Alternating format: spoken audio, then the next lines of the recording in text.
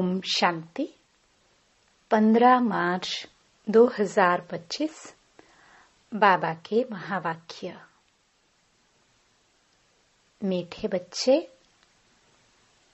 अब वापस घर जाना है, इसलिए देह सहित देह के सब संबंधों को भूल एक बाप को याद करो। यही है सच्ची गीता का सार। प्रश्न: तुम बच्चों का सहज पुरुषार्थ क्या है? उत्तर: बाप कहते हैं, तुम बिल्कुल चुप रहो। चुप रहने से ही बाप का वर्षा ले लेंगे। बाप को याद करना, सृष्टि चक्र को फिराना है। बाप की याद से तुम्हारे विकर्म विनाश होंगे, आयु बड़ी होगी और चक्र को जानने से चक्रवर्ती राजा बन जाएंगे। यही है सहज पुरुषार्थ। ओम शांति। मीठे मीठे रूहानी बच्चों प्रति रूहानी बाप फिर से समझा रहे हैं। रोज रोज समझानी देते हैं। बच्चे तो समझते हैं, बरोबर हम गीता का ज्ञान पढ़ रहे हैं। कल्प पहले मुहाफिक, परंतु श्री कृष्ण नहीं पढ़ाते। परमपिता परमात्मा हमको पढ़ाते हैं। वही हमको फिर से राजयोग सिखा रहे हैं। तुम अभी डायरेक्ट भगवान से सुन रहे हो। भारतवासियों का सारा मदार गीता पर ही है। उस गीता में भी लिखा हुआ है कि रुद्र ज्ञान यज्ञ रचा। यह यज्ञ भी है तो पाठशाला भी है। बाप जब सच्ची गीता कर सुनाते हैं तो हम सद्गति को पाते हैं। मनुष्य यह नहीं समझते। बाप जो सर्व का सद्गति दाता है, उनको ही याद करना है। गीता भल पढ़ते आए हैं, परंतु रचयिता और रचना को न जानने कारण नेति नेति करते आए हैं।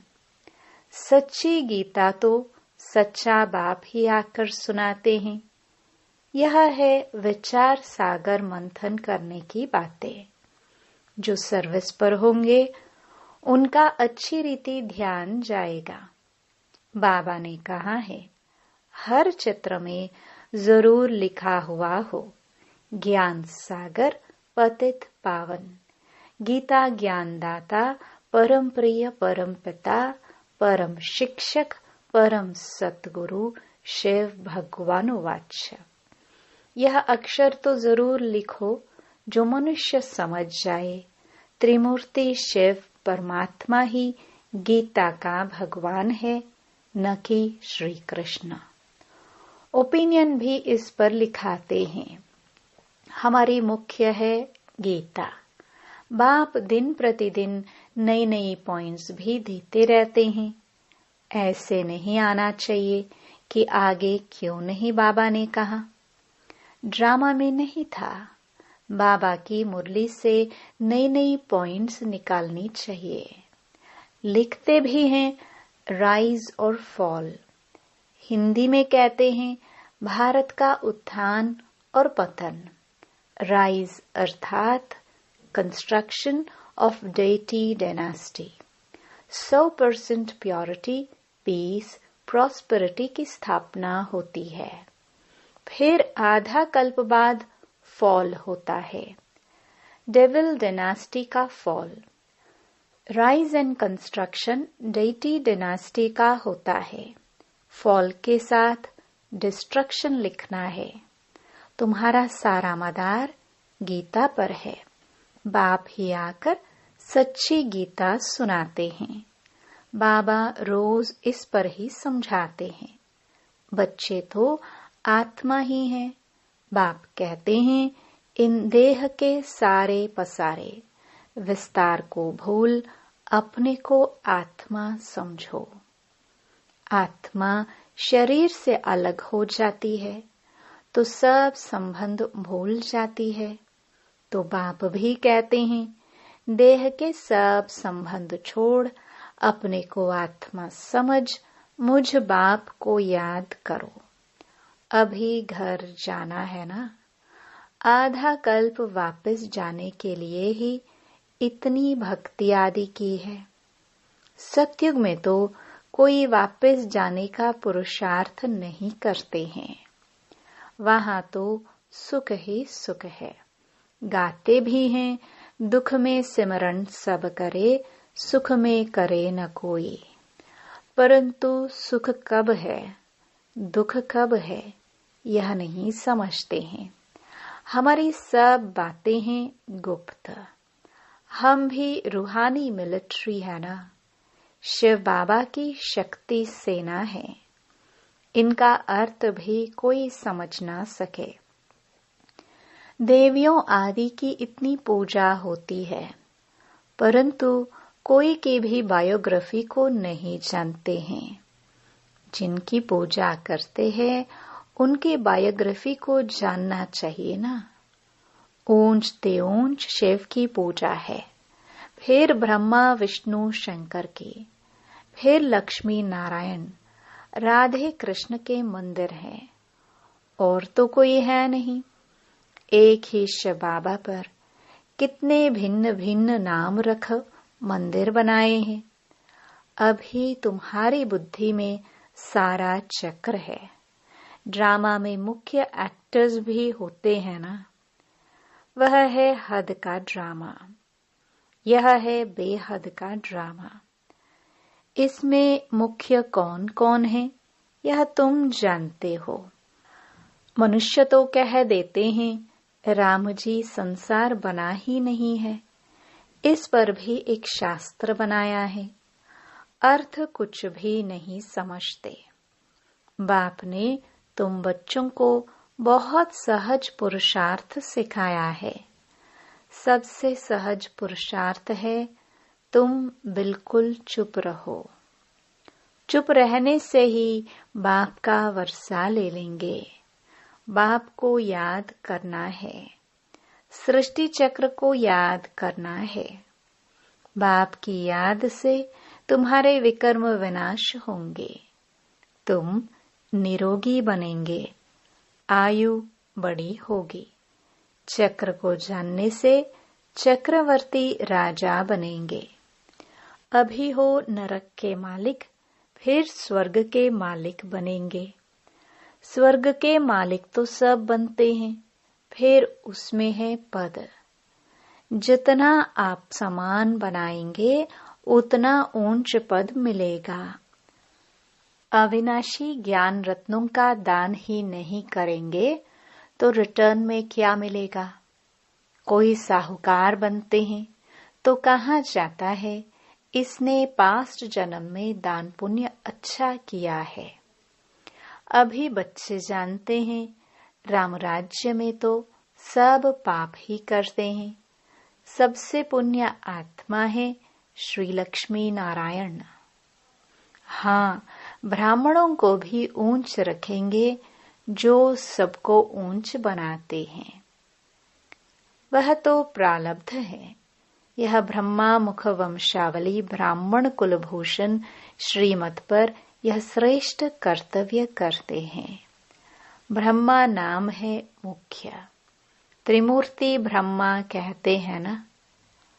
अभी तो तुमको हर बात में त्रिमूर्ति शिव कहना पड़े।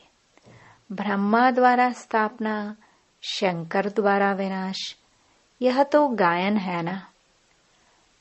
विराट रूप भी बनाते हैं, परंतु उसमें न शिव को दिखाते हैं न ब्राह्मणों को दिखाते हैं। यह भी तुम बच्चों को समझाना है। तुम्हारे में भी यथार्थ रीति मुश्किल कोई के बुद्धि में बैठता है। अतः पॉइंट्स है ना, जिसको टॉपिक्स भी कहते हैं। कितनी टॉपिक्स मिलती है, सच्ची गीता भगवान के द्वारा सुनने से मनुष्य से देवता विश्व के मालिक बन जाते हैं। टॉपिक कितनी अच्छी है, परंतु समझाने का भी अक्ल चाहिए ना। यह बात क्लियर लिखनी चाहिए, जो मनुष्य समझे और पूछे। कितना सहज है। एक एक ज्ञान की पॉइंट्स लाखों करोड़ों रुपयों के है, जिससे तुम क्या से क्या बन जाते हो। तुम्हारे कदम कदम में पदम है, इसलिए देवताओं को भी पदम का फूल दिखाते हैं। तुम ब्रह्मा मुख वंशावली ब्राह्मणों का नाम ही गुम कर दिया है। वह ब्राह्मण लोग कच्छ में कुर्म गीता लेते हैं। अभी तुम हो सच्चे ब्राह्मण। तुम्हारे कच्छ बुद्धि में है सत्यम, उनके कच्छ में है कुर्म। तो तुमको नशा चढ़ना चाहिए। हम तो श्रीमत पर स्वर्ग बना रहे हैं, बाप राजयोग सिखला रहे हैं। तुम्हारे पास कोई पुस्तक नहीं है, लेकिन यह सिंपल बैज ही तुम्हारी सच्ची गीता है। इसमें त्रिमूर्ति का भी चित्र है, तो सारी गीता इसमें आ जाती है। सेकंड में सारी गीता समझाई जाती है। इस बैज द्वारा तुम सेकंड में किसको भी समझा सकते हो। यह तुम्हारा बाप है। इनको याद करने से तुम्हारे पाप विनाश होंगे। ट्रेन में जाते चलते फिरते कोई भी मिले, तुम उनको अच्छी रीति समझाओ। कृष्णपुरी में तो सब जाना चाहते हैं ना। इस पढ़ाई से यह बन सकते हैं। पढ़ाई से राजाई स्थापन होती है, और धर्म स्थापक कोई राजाई नहीं स्थापन करते। तुम जानते हो, हम राजयोग सीखते हैं भविष्य 21 जन्म के लिए। कितनी अच्छी पढ़ाई है। सिर्फ रोज 1 घंटा पढ़ो, बस। वह पढ़ाई तो 4-5 घंटे के लिए होती है। यह 1 घंटा भी बस है। सो भी सवेरे का टाइम ऐसा है जो सबको फ्री है। बाकी कोई बांधेले आदि हैं, सवेरे नहीं आ सकते हैं, तो और टाइम रखे हैं। बैज लगा हुआ हो, कहाँ भी जाओ यह पैगाम देते जाओ। अखबारों में तो बैज डाल नहीं सकते हैं, एक तरफ का डाल सकेंगे। मनुष्य ऐसे तो समझ भी नहीं सकेंगे, सिवाय समझाने। है बहुत सहज। यह धंधा तो कोई भी कर सकते हैं। अच्छा, खुद भल याद न भी करे, दूसरों को याद दिलावे, वह भी अच्छा है। दूसरे को कहेंगे देही अभिमानी बनो, और खुद देह अभिमानी होंगे तो कुछ न कुछ विक्रम होता रहेगा। पहले पहले तूफान आते हैं मनसा में, फिर कर्मणा में आते हैं। मनसा में बहुत आएंगे, उस पर फिर बुद्धि से काम लेना है। बुरा काम कभी नहीं करना है, अच्छा कर्म करना है। संकल्प अच्छे होते हैं, बुरे भी आते हैं। बुरे को रोकना चाहिए। यह बुद्धि बाप ने दी है, दूसरा कोई समझ ना सके। वह तो रॉन्ग काम ही करते रहते हैं। तुमको अभी राइट काम ही करना है। अच्छा पुरुषार्थ से राइट काम होता है। बाप तो हर बात बहुत अच्छी रीति समझाते रहते हैं। अच्छा, मीठे मीठे सिखिलदे बच्चों प्रति माता पिता बाप दादा का याद प्यार और गुड मॉर्निंग। रूहानी बाप की रूहानी बच्चों को नमस्ते। धारणा के लिए मुख्य सार। पहला, यह एक एक अविनाशी ज्ञान का रत्न लाखों करोड़ों रुपयों का है। इन्हें दान कर कदम कदम पर पद्मों की कमाई जमा करनी है।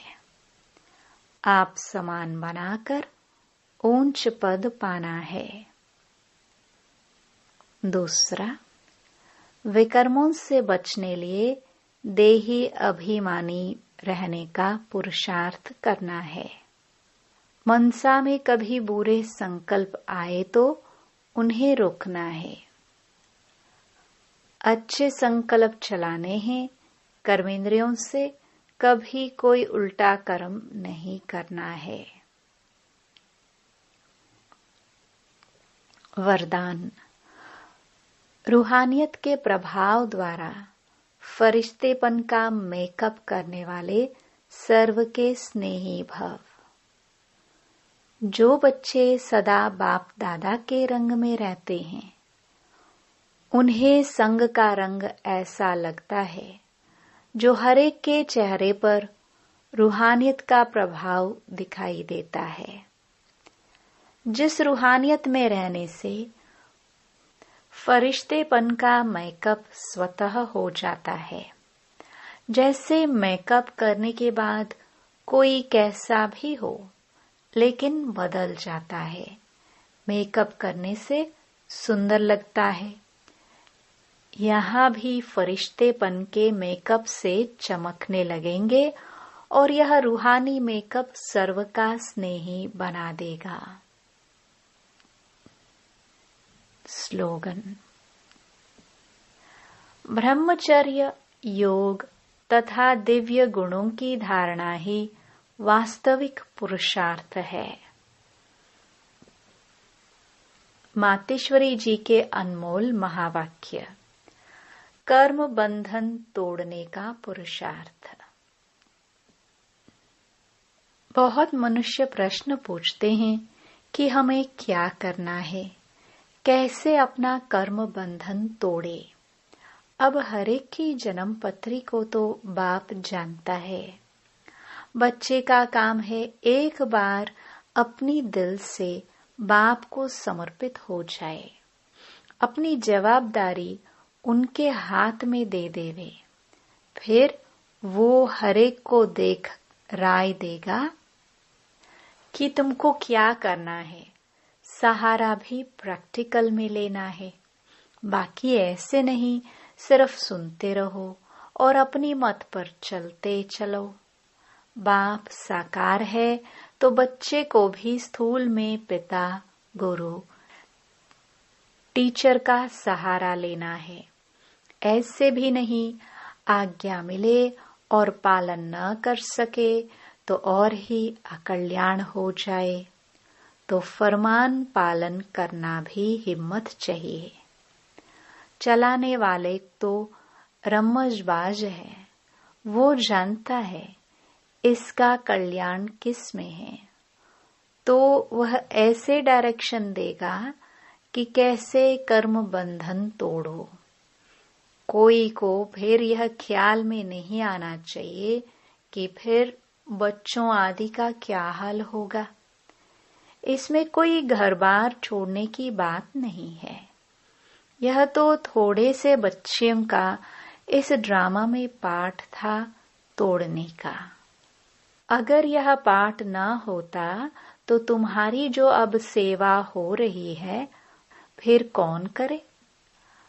अब तो छोड़ने की बात ही नहीं है, मगर परमात्मा का हो जाना है।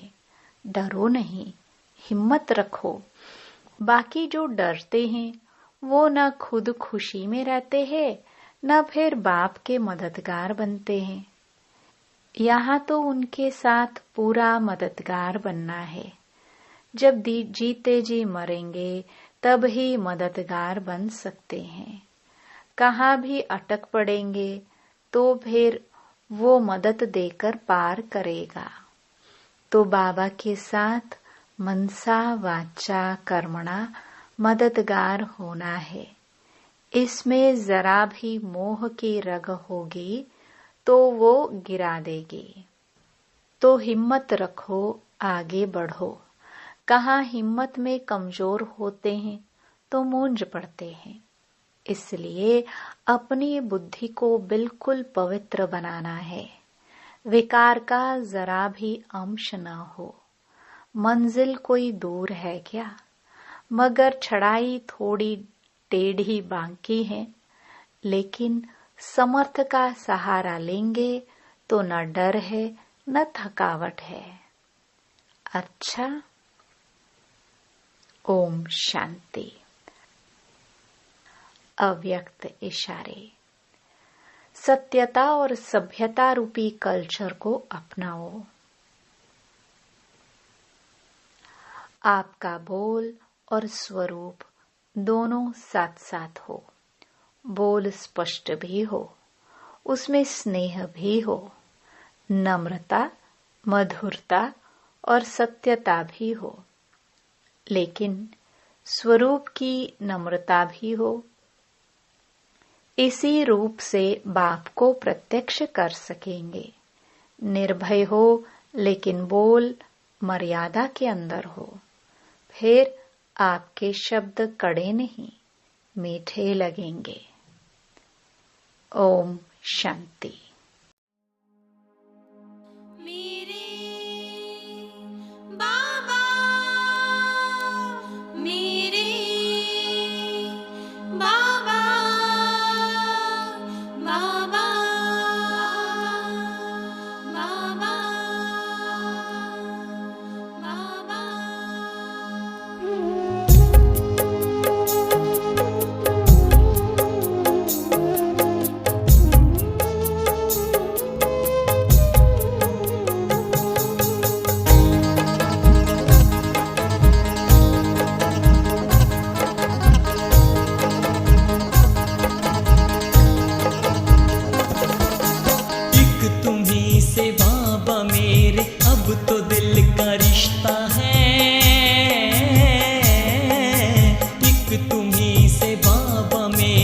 अब तो दिल का रिश्ता है।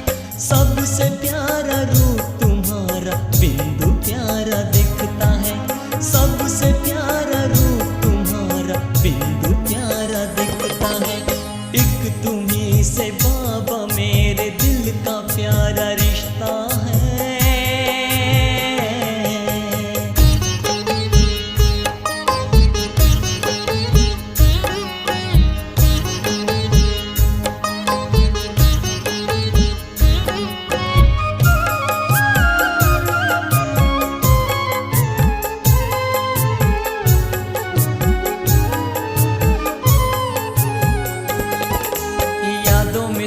बसे हो देह की दुनिया याद नहीं। मन में मिलन के मेले रंजो गम का नाम नहीं। यादों में तुम बसे हो देह की दुनिया याद नहीं। मन में मिलन के मेले रंजो गम का नाम नहीं। एक दिल वाला तू ही और ना कोई बसता है। दिल में एक दिल वाला तू ही और ना कोई बसता है। सबसे न्यारा रूप तुम्हारा बिंदु प्यारा दिखता है। सबसे प्यारा रूप तुम्हारा बिंदु प्यारा दिखता है। एक तुम्ही से बाबा मेरे दिल का प्यारा रिश्ता है।